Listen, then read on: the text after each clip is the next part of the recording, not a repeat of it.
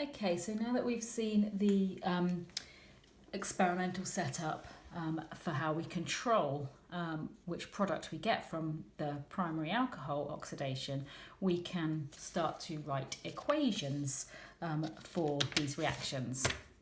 So we'll start off with reaction A, where we're taking the primary alcohol to the aldehyde. So the way we write these equations sort of takes a little bit of getting used to and looks a bit unusual to start with. What we do is we write the formula for the alcohol. I've shown it as a displayed almost. I haven't shown the bond between the oxygen and the hydrogen there, but it's other than that, it's a displayed formula. Obviously, you could show it as a skeletal or a structural, but we've got the alcohol, primary alcohol, and then you can see that we've got O in square brackets, which is, as I say, a bit unusual. And the reason we do this is because the substance that we add to cause this reaction to occur is providing an oxygen atom. Now, the formula for the substance, as you'll see in a moment, is a little bit complicated, and it's not really relevant to what's going on with the organic chemistry. All that's important is that this substance, this oxidizing agent, all that matters really is that it's providing an oxygen atom. So conventionally in these equations, we just write that oxygen atom and we put it in a square bracket just to show that it's coming from another substance. It's not just an oxygen atom floating around on its own, but it's all that's important for this organic chemistry reaction, so it's all we're going to show. And then you can see that we've got the aldehyde as our product, okay, we named it up there, ethanal, and water is the byproduct. And you can see there that everything is balanced because we've got the right number of carbons on each side, 2 and 2. We've got the same number of hydrogens on each side, and if we count up our oxygens, there's one there, one there, one there, one there. Okay, so actually thinking about this in terms of what we said a moment ago, whether or not it's an oxidation reaction, we can see that it is, because what's happened to our organic substance is that hydrogen has been removed. We've gone from this to this, so it's lost hydrogen, which is an oxidation.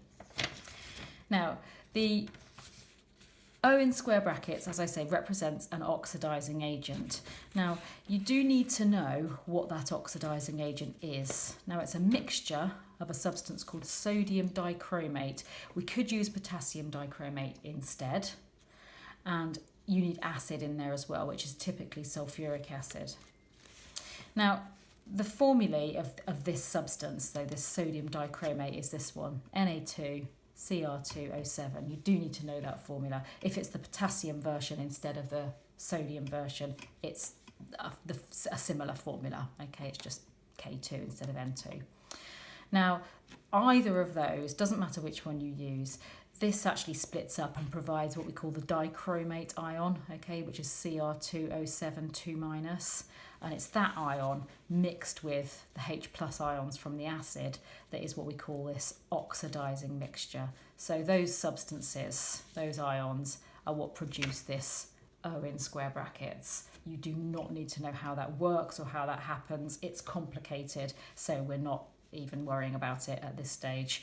You just need to know that these are the substances that you need. You need to know the formulas of them, and you need to know the names as well, okay? But in terms of writing the equation, we just write the O in square brackets.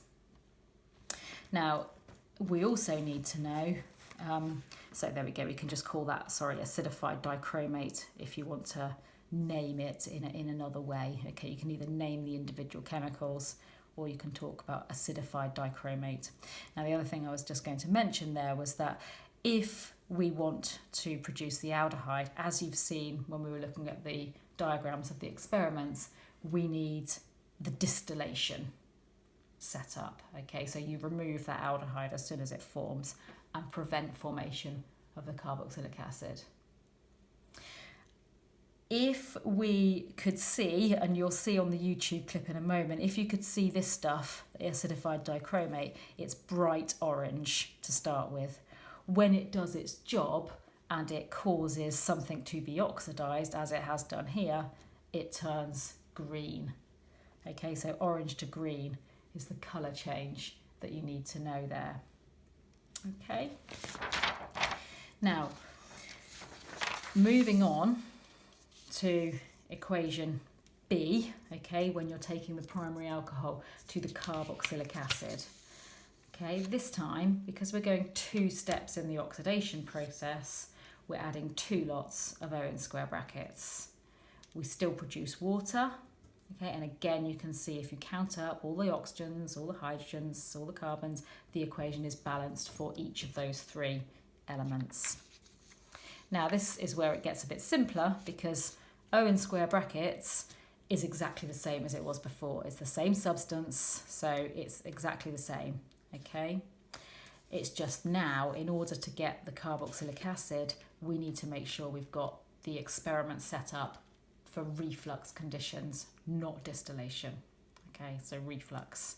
The colour change is the same, so that makes life easy for remembering your observations. Now, that's the point where we can move on to look at secondary alcohols. Now, in fact, secondary alcohols are much simpler to deal with. So once you've got your head around what's happening with primary alcohols, this bit should be easy, because secondary alcohols do not have this possibility of 2 products. There is only one possible oxidation product for a secondary alcohol. Now, I'm going to go straight to the equation that you now recognise with the O in square brackets. If we start with a secondary alcohol, so you can see here that we've got propan 2-ol,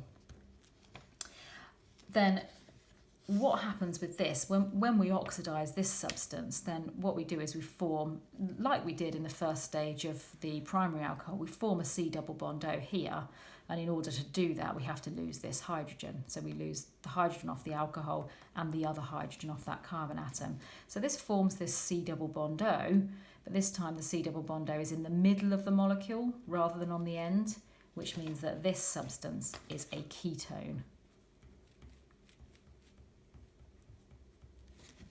In particular, this one is called propanone.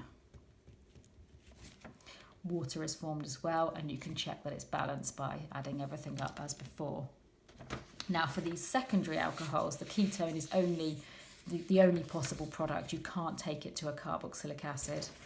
And in terms of memorising other bits of information, well, it's pretty straightforward now, as long as you know the other for the other reactions, because O in square brackets is provided by the exact same substances as it was for the other reaction. It's acidified dichromate again. The conditions are less important here because you haven't got this difficulty of trying to control which oxidation products you get, because there is only one. So you don't need to really worry about whether or not it's distillation or reflux, and you probably wouldn't be asked. If you were asked, either wouldn't really matter because there is only one possible product.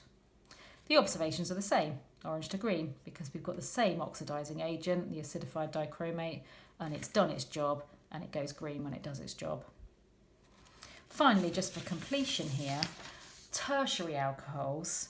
Well, tertiary alcohols cannot be oxidised in this way.